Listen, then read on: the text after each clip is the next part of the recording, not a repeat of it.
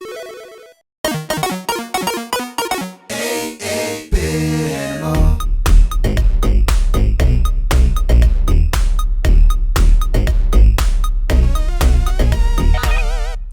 you doing, good people? This is the 8-Bit Animal. And before you keep going, this game has nothing to do with the martial arts film series of the same name. Actually, this game was originally named Andre Panza Kickboxing. So I don't know who Andre Panza is, so I can't really speak on that. Apparently he was a kickboxer. And until very recently, I had never played the 8-bit iteration of this game. I played it on Super Nintendo, and I played it on Genesis. And while I see the promise there, this game feels a lot like somebody trying to do a much better iteration of the console ports of Karate Champ. And don't know if any of you remember Karate Champ, but the arcade port of Karate Champ had 2 sticks. So you controlled it. One stick did movement, one stick was your attacks. And they tried to shoehorn all that into an NES controller, and it failed miserably. This game kind of does a little bit better with that, but anyway, we'll get into that in a second. This game came out on a bunch of stuff in 1992, and it's time we go ahead and stop shuffling around and get into it. Today, we're going to talk about Best of the Best Championship Karate.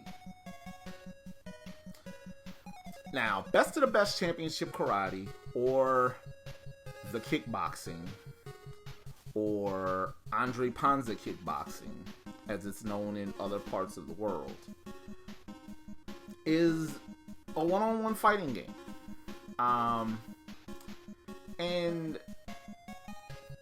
technically, it should be good. The animation is pretty solid on this game. Loricel did a good job with it. They ain't here no more though. They don't exist no more. But yeah, this game had promise. It just, at least with the NES version of the game, they shoehorned all of the attacks. Every piece of the controller does an attack. Like you hit a direction, you can throw a punch or a kick or something, and it's doing a lot, and it feels way more complicated than it should.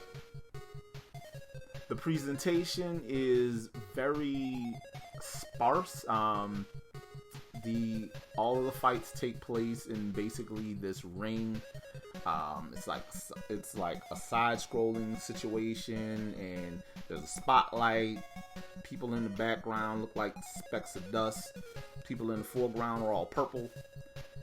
The tournament on the 16-bit ports of this game, there's like a whole tournament thing, and depending on how you perform during the tournaments, eventually you get invited to fight in the Kumite. Lots of movie references that have nothing to do with this game has nothing to do with them. But the Kumite is a real tournament, so there's that. This game has promise. It had a lot of promise. And the 16-bit versions don't really fare better, even though there are more buttons on the controllers.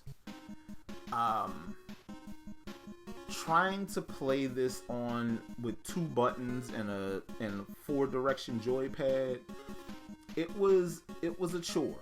I tried so hard and I got so far, but in the end, it didn't go well. And you can you can kind of customize your fighter's move set and stuff like that pre-fight. and it still won't necessarily help because this is complicated. I mean, I want to like it, but it just feels like Karate Champ. I mean, there are martial artists and there's martial artists that apparently really like this game, but God bless them. They know how to do martial arts. I don't. I know how to play video games. This ain't good. Now, if you're one of those folks who needs a copy of this for your NES collection, about $50 for a loose cart. About that, yeah. The 16-bit, the Super Nintendo and Genesis ports are a whole lot cheaper. The NES one's about $50, and it's probably the worst performing out of those three. I can't speak on any other systems because those were the three that I played it on. But yeah, this was a try. This was a heartfelt try. And shout out to Electro Brain for publishing a good old try.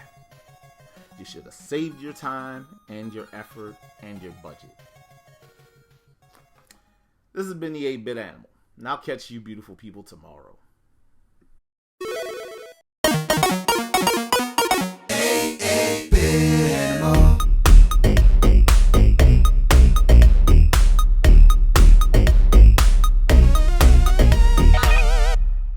Tomorrow. Oh, look, it's a little angel. Wait, why is he naked?